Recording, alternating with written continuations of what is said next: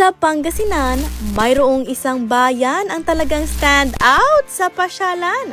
Kung tourist spots lang naman ang pag-uusapan, ang Bulinaw ang laging top 1 sa listahan. Lagi ang Bulinaw po ay one-town tourist destination. When we say one-town tourist destination, kung anong hilingin mo, kaya natin yung ibigay.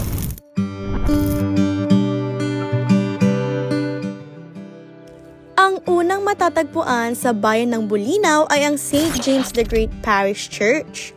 Kilala bilang pinakamatandang simbahan sa Pangasinan, ang parokyang ito ay dapat hindi mawala sa inyong listahan. Kung inyong mapapansin, ang kisame nito ay napupuno ng hand-painted na mga istorya mula sa Mysteries of the Most Holy Rosary. Hashtag very blessed na agad ang inyong vacation trip dito sa Bulinaw.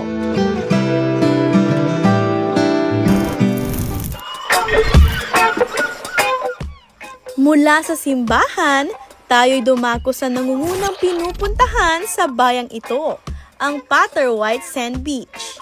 Sino ba namang hindi mabibighani sa ganda ng dagat na ito mula sa asul na asul nitong tubig at sa pinong puting buhangin?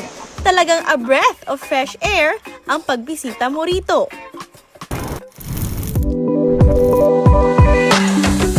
Kung ika'y naghahanap ng panibagong pasyalan at nature trip ang inyong napupusuan, ang Bulinaw Falls ang perfect answer sa inyong hinahanap.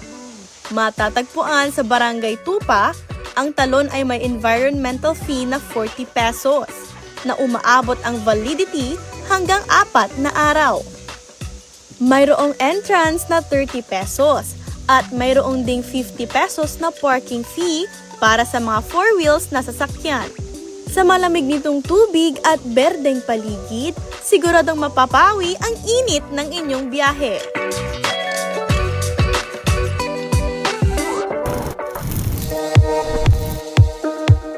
Para makumpleto ang nature trip mo, huwag mong palampasin ang Enchanted Cave. Matatagpuan sa Barangay Ilog Maligno, ang pasyalang ito ay may entrance fee na 200 pesos. Kung nais mo namang mag-swimming, 250 pesos ang inyong babayaran. Ang cave na ito ay may haba ng 30 meters. Umaabot sa 7 to 8 feet ang lalim ng tubig. Depende kapag high tide or low tide, dahil ito ay konektado sa dagat.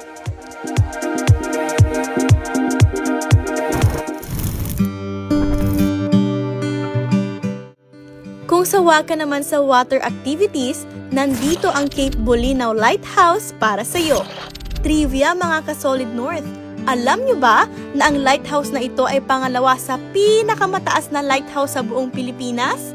Aabot sa mahigit 300 feet above sea level ang taas nito.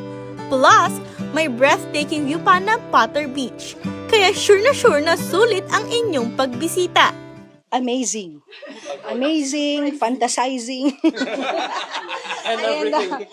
Nag-enjoy po kami. Nag-enjoy po kami dito sa Enchanted Cave. Ayan. Excited kami pumunta dito, ma'am, kasi gusto na namin makita yung view dito at saka gusto ng mga apo ko maligo. Kasi sa Botswana, Africa, wala namang mga ganyan doon. Aside sa lighthouse, isa sa mga sikat kasi mga tatlong Bulinaw Falls kasi yun talaga yung pinaka gusto namin puntahan. Recommended talaga yung Pangasinan for lalo December.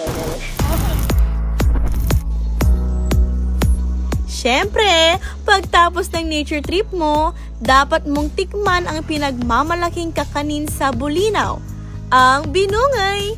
Ito ay isang rice cake na nakalagay sa loob ng kawayan. Ang sweet sauce nito ay mayroong gata na nagbibigay twist sa kanyang lasa. Perfect pang merienda o pasalubong sa inyong pamilya. Sa Solid North, tikman na natin ang binungay ng Bulinaw.